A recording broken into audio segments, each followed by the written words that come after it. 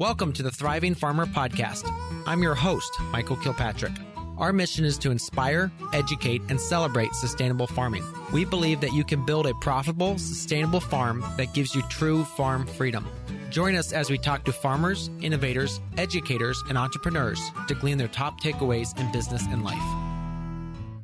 This podcast is brought to you by Grown By. Join farmers from across the U.S. who are selling direct on the first cooperatively owned sales app, Grown By. You can easily manage CSAs of any scale, organize your spring plant sales, move that freezer meat, or even sell wholesale on Grown By. Farm shops are free to build with lots of inventory options. You can accept credit cards and offline payments, and their pick lists and pack sheets do the job. Customers will get automated notifications on orders, refunds, and pickups. There is no startup fees, no monthly or yearly subscriptions, no additional charge for tech support. The only cost is a small co-op service charge for online processing. However, as a listener of the Thriving Farmer podcast, you get 50% off your first 3 months of co-op service charges on Grown By. Email their very friendly farmer support team at grow@farmgenerations.coop to get this offer. Check it out at grownby.com or download the app on the Google Play or Apple App Stores. Grown By, the farmer-owned marketplace. Hey, Thriving Farmers, Michael Kilpatrick here with yet another episode of the Thriving Farmer podcast. Today, my guest is Jill Ragan from Whispering Willow Farm in Central Arkansas. Her family's farm mission is to create an environment where people come together, foster sustainable practices, and build a resilient local food system. Along with her husband, Nathan, Jill teaches others how to plan and steward their own farms through their online courses, social media, and Jill's recently released book, The Tiny But Mighty Farm. Jill, welcome to the podcast. Thank you so much. I am so excited to be able to chat with you today. Yeah. So talk to us a little bit about how did you get into farming? Yeah, so do not come from a long line of farmers whatsoever, but in high school, I actually worked on a cattle farm and I went to school for ag business. And through my ag business, I had to take plant classes, plant science classes, and I had to do all these different presentations on vegetable farmers, which is not at all what I was accustomed to. Okay. And I realized people are actually making career out of this. Where I'm from, row crop farming, but you didn't really hear a lot of vegetable farmers, although now that I'm kind of in the scene, right, I know that there are a lot of vegetable farmers, but growing up, it was just massive combines, we're doing soy and rice and things like that. And so having to do all these presentations and having to learn that for my degree, I thought, wow, there's really something to this. And I got really invested in just our local food system and really just my own food for my own family. And so that was kind of my gateway in realizing, I think this might actually be what I want to pursue my career as, and kind of leave behind the whole cattle side of things that I was, accustomed and brought up in. So at that point, when was you had your first farm property? Man, so I'm really, really bad with dates, but I would say, probably 10 years ago is when we got our first, piece of land. It was an acre 9-10 years ago. And we had a little bitty backyard garden, some, raised beds. I tilled my garden at that point, which I would totally, teach against now, but really just trying to dive head first and just figure out what is this and can I actually do this? And so what was that iteration there? What were the first crops that you started growing and what was your experience? Yeah, so I grew green beans, tomatoes. At that point, I was growing everything because I really didn't know. I didn't come from a food scene growing up, just kind of your standard Southern home, meat and potatoes. That's what I was raised on.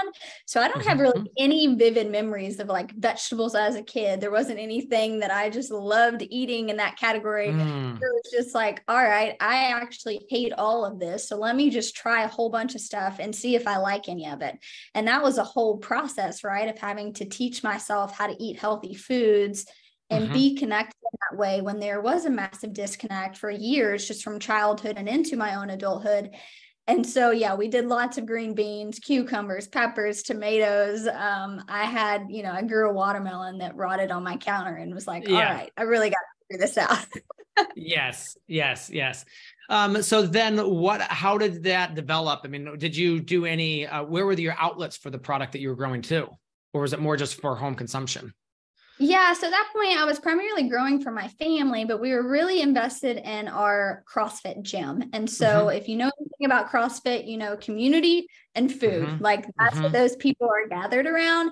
And so they were really just supportive of us. And so I would harvest all of our extras and I'd take to our gym. And it was kind of this honor system.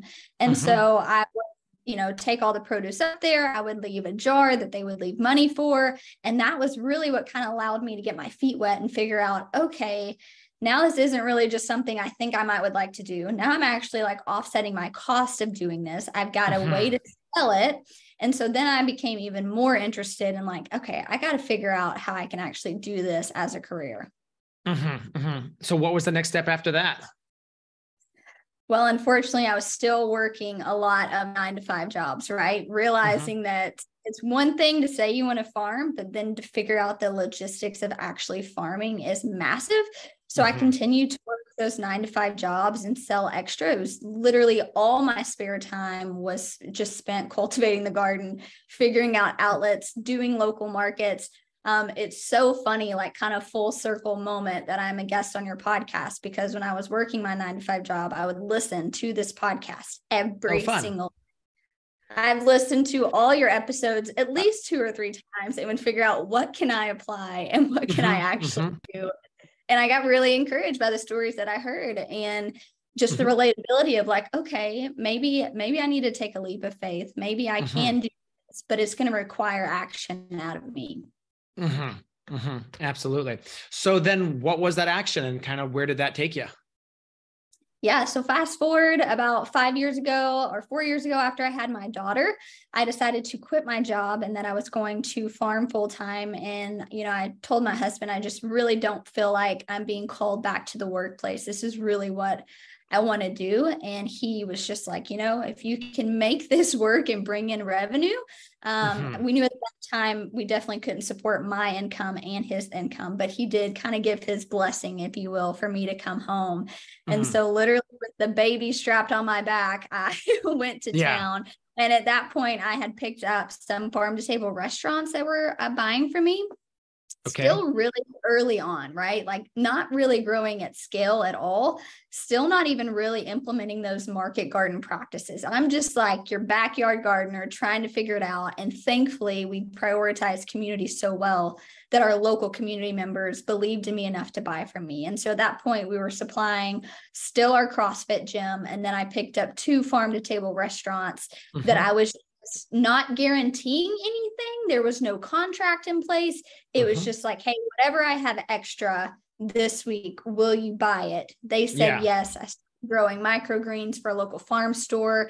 And I was really just doing anything possible to make ends meet while I was trying to just really teach myself how to grow, you know, in a market garden style to really max out production for our farm. Absolutely.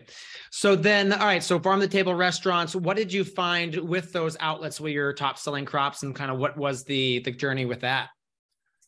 Yeah. So I really had to do a lot of shifting, right? I grew up learning to garden from my papa, and my papa only grew heirlooms. And like, I just thought if it wasn't an heirloom, it had to be like wrong. And so I was growing. The first restaurant I sold to, I had 70 different heirloom tomato varieties on our farm, which was ridiculous, right? Because they all grew differently. They all required something. I was battling a lot of, you know, pest and disease issues. And so I was growing all these rare specialty things, and I would just hear like, I just need a tomato that I can put on a burger, right? Or I just need lettuce that's going to grow throughout the summer. And so I was thinking, man, I've really missed the boat here in a way, right? Because I was growing all these vast varieties only to find out that that's really not what the people wanted for who I was selling to. They did high production. And so I had to really just completely shift through mentorship the entire way I viewed farming to meet the goals that I was trying to reach. And so, you know, at that point, I was growing all the things to find that they just wanted those tomatoes, those lettuces, those peppers, those things that were just, I could guarantee them. And now, you know, all we grow on our farm is hybrids. And primarily we are selling tomatoes, cucumbers, peppers. We do a lot of specialty greens. That's really like what we specialize in for the microbrewery that we're growing now. It's just, you know, lettuce, spinach and then the root crops for that. And so we've definitely shifted through the years to be more production minded, and man, it has paid off so well for us. We just don't have any of the pest or disease. We're able to trellis and yield more. So for us, we've done a massive shift on our farm in regards to what we're selling now versus to what we started with. Yeah. And your setup, you're pretty small setup too. Like you've got raised beds in the greenhouse, because you also do a lot of education as well. Yes. So we are on an acre. We're on 4.3 acres, but less than an acre is for food and flower. We also grow flowers for a locally sourced grocery store.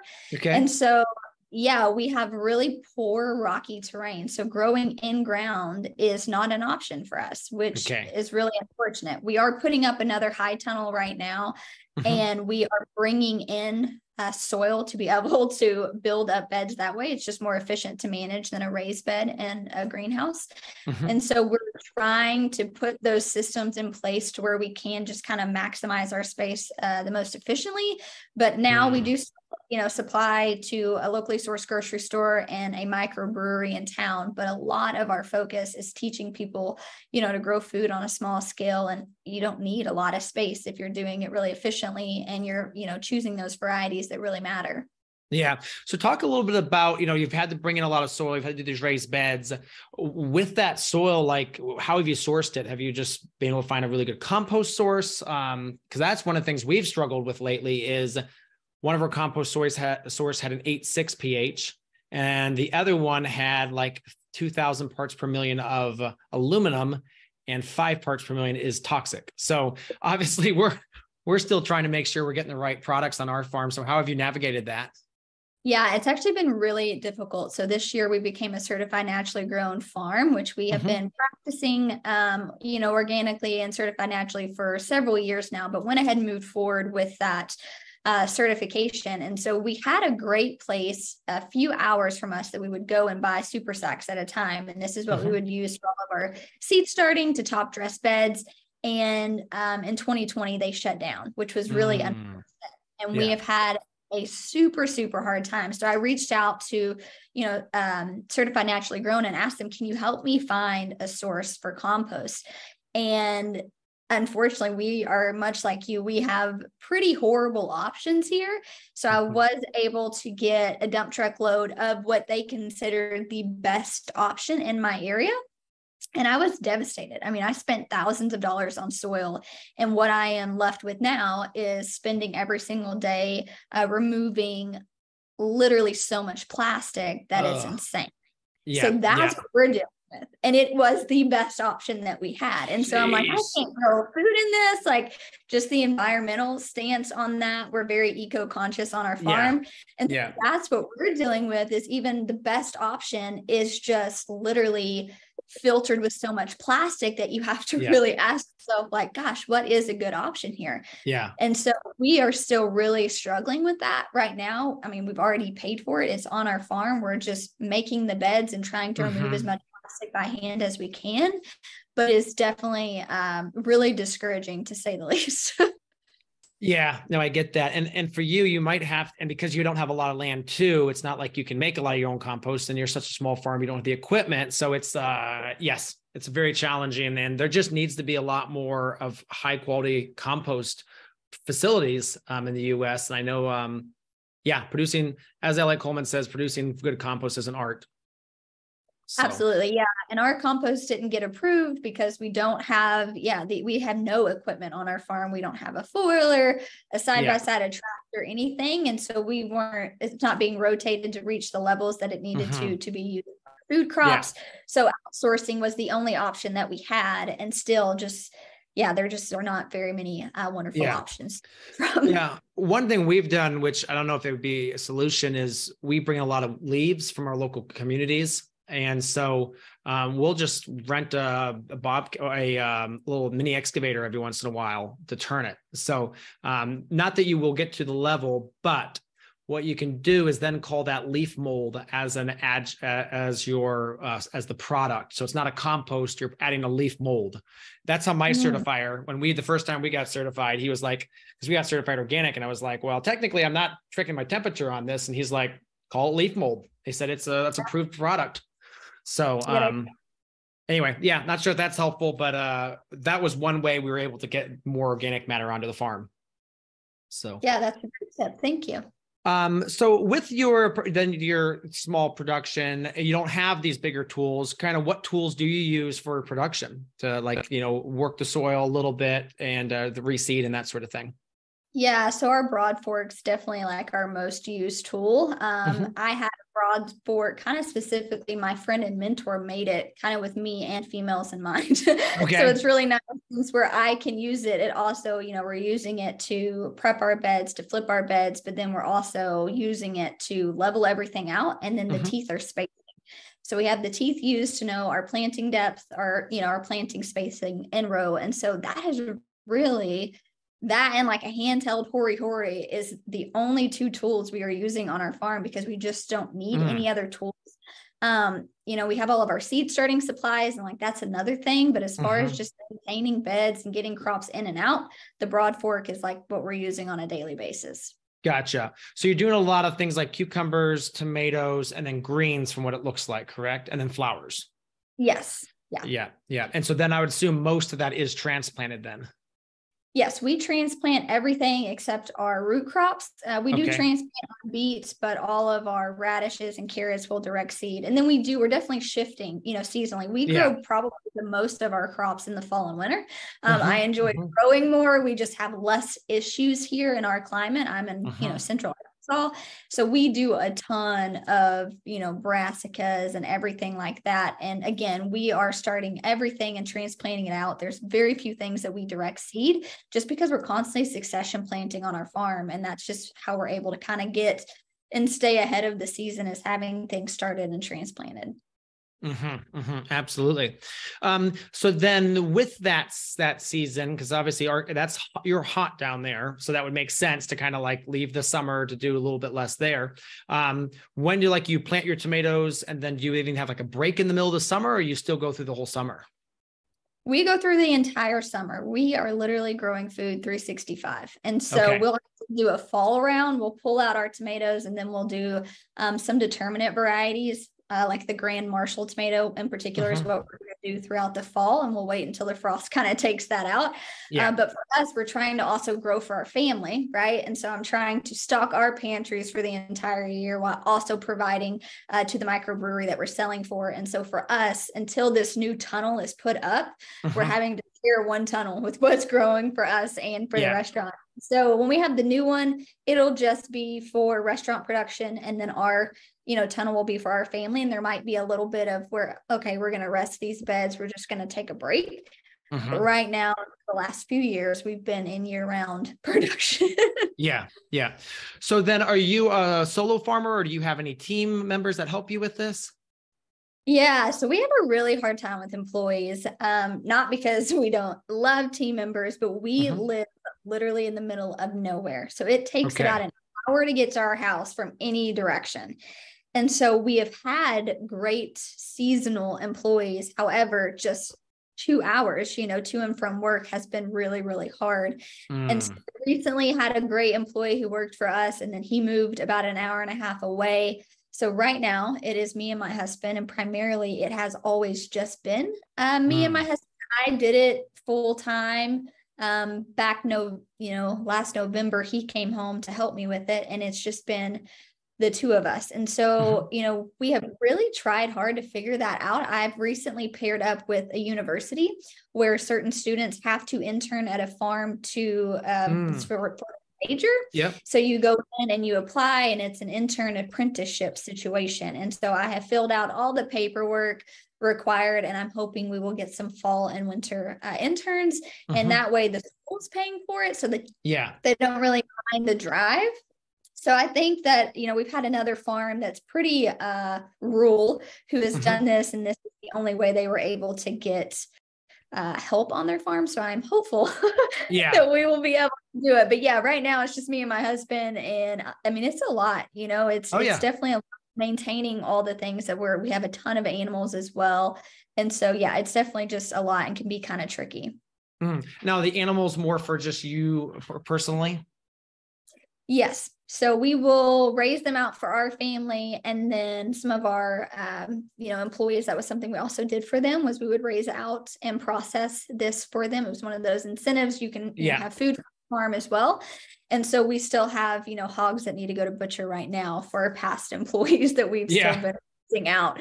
That's primarily my husband handles. I mean, I milk all the dairy goats, but other than that, he's really the one that handles most of our animals on the farm. And I'm more of the food, as far as vegetables and flowers and things like that. Gotcha. Very cool. Hey, Thriving Farmers listeners, it's Lindsay from Grown By. I have exciting news for farmers who sell direct.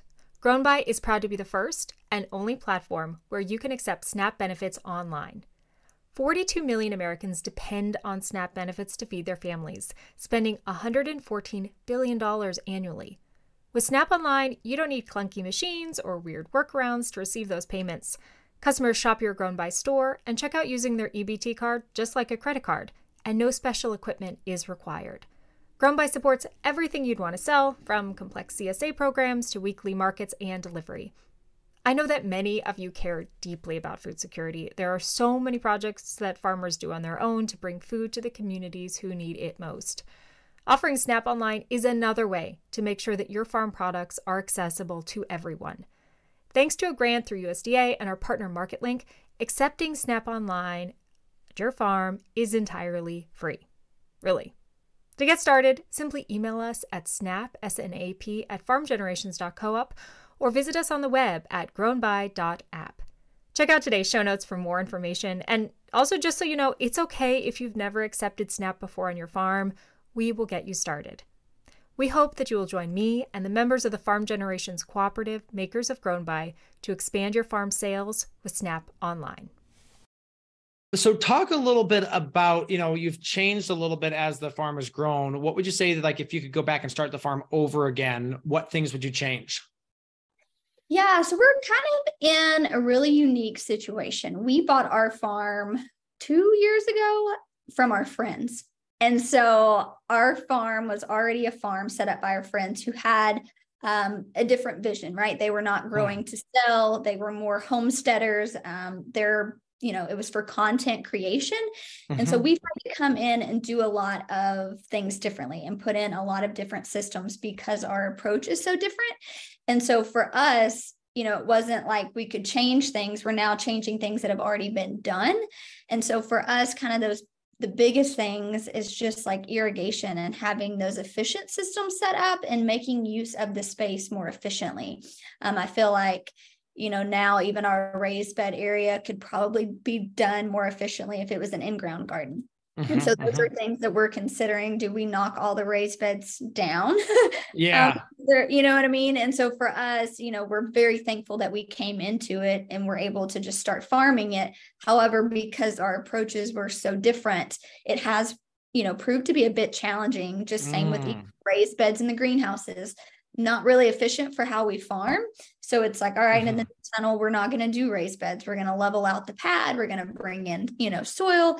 And so that's a lot of just kind of where we're at, is how do we maximize the space for our needs the most efficiently, which looks like, unfortunately, undoing some of the things that have already been done. Yeah, there is that difference of, we actually are trying to produce as much food as possible in this tunnel, and these 4-foot wide pathways just don't make sense. Right. Yeah. We actually can't even get like a wheelbarrow or anything into our raised bed garden. So like for weeding or harvesting or anything, we can't get a lawnmower. And so that is like, we have to take all the perimeter fence down, right? We have to move raised beds and so those are things that when you're just gardening for fun and as a hobby, that's not really a big deal. But when you're doing it and time is money and seconds matter, and you're thinking about labor costs from point A to point B, those things really add up and make a massive, difference. And so that's what we're trying to work on figuring out. Now, you wrote a book recently, The Tiny But Mighty Farm. Talk to us a little bit about the reasons behind that. Yeah, I mean, even when we were looking for land, we have to have at least 10 acres, right? And we talk to a lot of people and everyone wants land and they want 10, 20, 30, 40 acres. But the problem is, especially since, the last few years and all the world events, land is ridiculously expensive. And so having the money to be able to buy the land, but then where we are, land's not even accessible. I mean, it is just not accessible. And for me, I really want to encourage people where they are. And I find that in our season of trying to find land, I've spent a lot of time being super discouraged because we don't have the money to buy the land. And even if we did have money, the land's not available.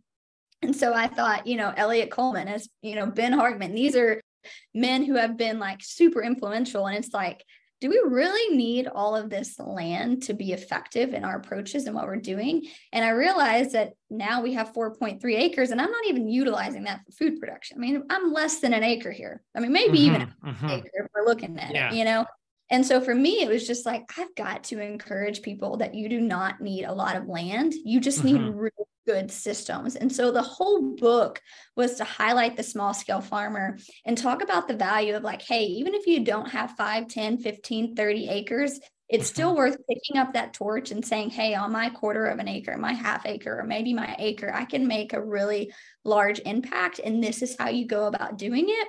So that was really my vision for the book, was to encourage more small scale growers to not be limited by what they have, but really learn how to use what they have more efficiently. Yeah. And I think that is one of the things that probably holds people back the most is they just want, and they think they need all this land, because that is what farming you've been told for decades is, get bigger, get out. You need all these hundreds and hundreds of acres. In reality, some of the most profitable farmers I know are on an acre or less, because they've been forced to use every square inch. So talk to us a little. It's huge, well, even just not having equipment, a lot of people are like, you don't have a tractor, you don't have a four-wheeler. I'm like, but why? I mean, I'm not telling. I mean, sure, it might be nice to move stuff. That way I'm not having to wheelbarrow it by hand. But other than that, it's like, what is this thousands of dollars worth of machinery actually? How long would it take me to make my money back on that tractor? And that's really what you have to think about it when you're on a small scale. For us, it's like the numbers are always at play. And I could buy it. Does that validate me as a farmer to say I own a tractor? Not really. And so that's kind of how I look at it. Yeah, I still don't have a pickup truck, but much to my father-in-law's chagrin. So what would you say then with your farm and being very small scale? Do you run your numbers of like, what's the most profitable crop you have? Yeah, absolutely. So that's what we're figuring out. And that's how we actually got into flower production. I grew flowers as just like kind of companions and like pollinators, right? Like just kind of creating that habitat. But it was nothing I ever considered for profit. And then when I had a business ask me to grow for them and they told me the numbers, I thought, oh my gosh, I grow one dahlia. I'm the only in my area dahlia producer. And so I can grow literally one dahlia stem and sell it for what I would sell a pound of tomatoes wholesale. So we're a wholesale farm. And when I realized that is that it requires less out of me and I yield more, that makes a lot of sense. And so obviously I have a massive passion for growing food. Now I'll always grow food, but that's how we really started incorporating flowers, is because it required less. We could grow it kind of towards the end of summer into fall when it's just the weather's a bit easier on our bodies, and we could make more money at it. And so as far as our food, I'm growing those specialty items, right? Specialty greens, specialty root crops, and I'm able to charge a premium for that. And that is just one of those things that with the restaurant we're growing for, it's like, hey, these are specialty things you can't get anywhere else. It is going to come at a price, and they have agreed to that. And so that's really how we do it, is figuring out how can we really do this really efficiently, but choose those varieties that we know are going to work well for us and we can promise X amount each week. And that's really how we've gone about making it profitable for us. Now, one of the interesting things with your book is you actually have a spiral bound version, which I thought was interesting. Yes. Which is nice because it's, if you're trying to read something, laying it open. Anyway, just a small side note. I love spiral bound books. Same. I'm actually working on a planner right now, which is all of my systems. And that was one of the important things, is that like we can lay it flat and take it out into the garden and people can like write in it. Because for us, that makes, that's a huge difference when you're actually utilizing the product. So then with the book, obviously, I'm assuming that's opened up a wider audience for you to, help folks who are starting with farming. What would you say kind of like are the big questions that kind of opened up for the most common questions that people have after you wrote the book? Yeah, one of the biggest questions was like, how tiny is tiny, right? People wanted to really know, like, okay, if I'm just in like a suburban backyard, can I actually still use these principles? And that was actually really fun because we are currently only growing our food under protected culture. And a lot of people feel discouraged by that, but that was not always how we did it. But it's like, once you figured that out, then it's like, well, why would you grow outside, right? Like I can just control everything. And so teaching people that, like, even if you have a small backyard, you can still put a tunnel in there to grow a lot of food. But all the systems that I'm using in my high tunnel, you can also still implement outside if you're not growing in a high tunnel. And so that was, a lot of the questions I got were just, again, how tiny is tiny? And these systems you're talking about, can they actually be applied to me if I don't have a high tunnel?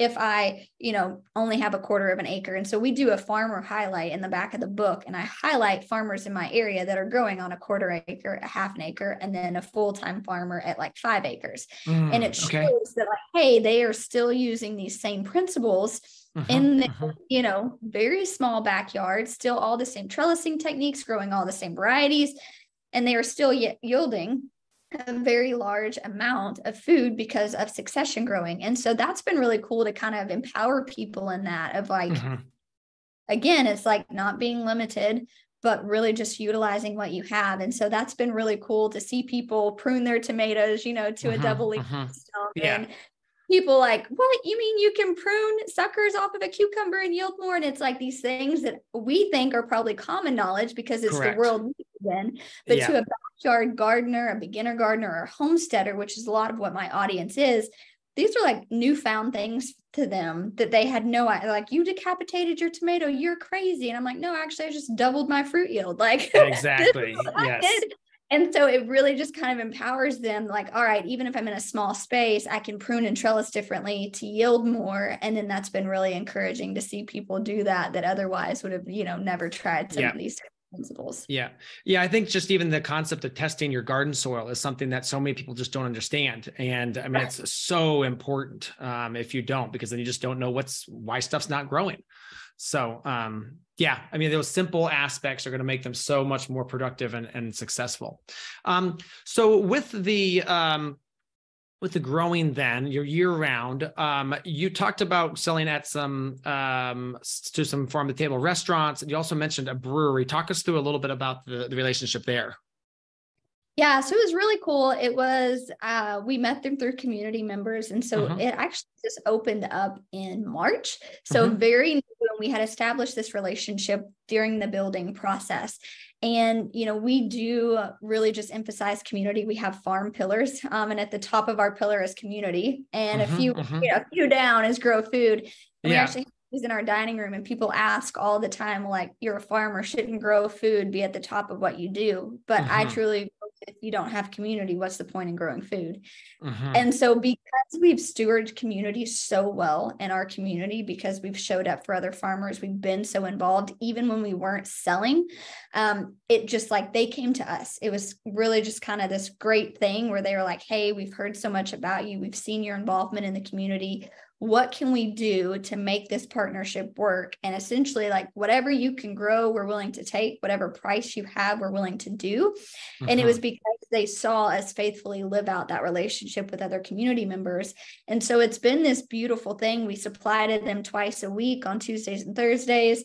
It's been a great little brewery. We were able to kind of help sponsor that. And so we've got a keg that's got the Tiny But Mighty on it. And so it's a really cool way just for people to get to know us as farmers while we're also supporting something really cool in the community. And so that's how that relationship actually formed, was just other community members telling them about their relationships with us. And that's how that got started. That is so cool. So then obviously you're now growing for them, which means you're looking at kind of working with the chef on the menu, and I'm assuming things like that.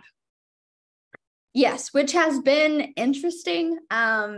If you aren't a chef that's used to working with farmers, it is different. I'm a spreadsheet junkie. So I have, the week's harvest in a spreadsheet that's shared with them and what is available. We obviously have a minimum that they have to reach for me to be able to deliver.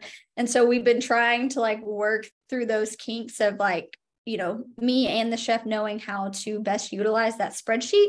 And so there has definitely been, some learning curves when it comes to that. And also just, I think, when a lot of chefs are used to just ordering a truckload, they go online and they figure out what they want, and it's easy. And so this, buying from a local farmer, it's a bit more inconvenience, but you have to think of the value that you're offering. You're offering local organic food to your community members. And so I am in direct, contact with the chef. We've certainly been working through how to make that system more efficient for everyone. Yeah. And so I'd say that we're both in a stage of just like being willing to keep growing in that area, but it's been fun, right? We've been learning together and figuring out that not all chefs are the same. And so that's like, as farmers, we have to kind of pivot and figure out, well, how do we make this work, per chef basis and not just like one shoe fits all. Absolutely. Yeah. Unfortunately, they don't train that in culinary school. They train you how to do it, but they don't train you this aspect of, well, okay, so here's a local farm and here's how you probably should work with them. And that's why a seasonal menu board is just so key, or being able to quickly come up with a special. It's harder. It is. I mean, we worked with some fabulous chefs back in New York. We worked with a few here in Ohio, but back in New York, we were in Saratoga Springs area, and just the chefs up there, and they could just, oh yeah, I can take that because I'm going to, and just listening, watching their brain spiral into what exactly they were going to do with it all was just really fun to work with them. Yeah. And it's definitely a new concept here. I feel like it's picking up, but we're in rural Arkansas, I mean, you have to go at least 3 or 4 hours, like northwest, to get that real like farm to table vibe. And so I feel like here we're in central Arkansas. It's still a new concept of farm to table. They're still trying to figure out, how to utilize the food that I'm growing and how to make it different and get people excited about it. So yeah, it is definitely an art for sure. Yeah. You sound very rural, and the further south you go and the more rural you get, it kind of, I feel like, steps back in time. So, again, we were 10 years ago when we were upstate, 12 years ago. I think that is just now coming down to where you all are down there. Yeah. So talk to us a little bit. You said your husband came back to the farm last year, which is awesome to see that. What would you say, kind of like when you were taking that step, was there any, trepidation about that? Or are you pretty confident that you knew the farm and everything you're doing could make that work? Yeah, no, I mean, it was definitely a scary, scary time. The farm has always been my dream, and he's been such a great supporter in that. But what it came down to is I couldn't grow our business with him working for someone else, right? And he primarily worked from home. And so that was even more challenging, is that he was home but not available. And it was just like, one, are you fulfilled in what you're doing? Because that's for me. If there's no fulfillment, there's no purpose. And so I'm just not one of those that like continues on the rat race. Like, I have really got to be filled up by what I'm doing to motivate me to want to move forward. And so that was a lot of the conversations we had, is like, is this job fulfilling you? Do you feel like you are really waking up each day living out your purpose? And the answer was no. And that was affecting our family and our business. And then also just like, I'm at a place where I can't grow without your support and partnership in this. And so when we decided that he would come home, it was scary. And as a numbers person, I didn't fully crunch the numbers, because I didn't want that to hinder me from saying no, because I knew if we took the leap of faith and we did it, I would make the numbers work out. And so it was all really, really wild. So he, left his job. I decided that we should probably add another high tunnel to grow more, and we should pick back up some customers. So I reached out to my contact that I work with now, was talking about a high tunnel. We had a partnership within a month. I was driving down to Texas and bending pipe for my tunnel and bringing it back home. Like, immediately had a door open for our high tunnel. And then literally like a few weeks later, the microbrewery reached out to us. And so we immediately had an income that was covering what his income was within all of just like a few months of him leaving his job. And while it was scary for me, I really do believe no risk, no reward. And I'm a risk taker all day long. And so I knew that we would figure it out, and that we had all the means necessary, if that was adding a high tunnel and growing more food, or if that was prioritizing more education, that we could make up his salary and we would be happier in the long run because of it. So as scary as it was, obviously we would do it, all over again, because it has been so life-giving. Just having a common vision and being able to actively work towards that every day together has been really special. Yeah, absolutely. What would you say to the person who is, thinking about starting their first farm or worrying about taking that first step? Yeah. I mean, one, you just have to jump, right? Like that, the scariest part is just starting. But something I like to tell everyone, and even now, like we've got 4 acres, I would downsize. So my biggest piece is like, start small, but then don't be afraid to stay small. There is something really beautiful about honing in a system on a scale that you can manage and also have freedom of life. What happens when we find these full-time farmers growing in a large scale? They've lost quality time with their family. They're isolated. They fight anxiety and depression. Why is that? Because their entire life is on this hamster wheel trying to make this move forward because they're growing at a scale to where that's what's required of them. And so for me, if you start small and you stay small and you still have quality of life, you still have quality of friendship, of family, for me, that's really important, because I would give up the farm all day long if that's what my family needed. But because we're growing at a scale we can manage, I can have both of those things. And so I would say just start, but start small and stay small. Yeah, absolutely.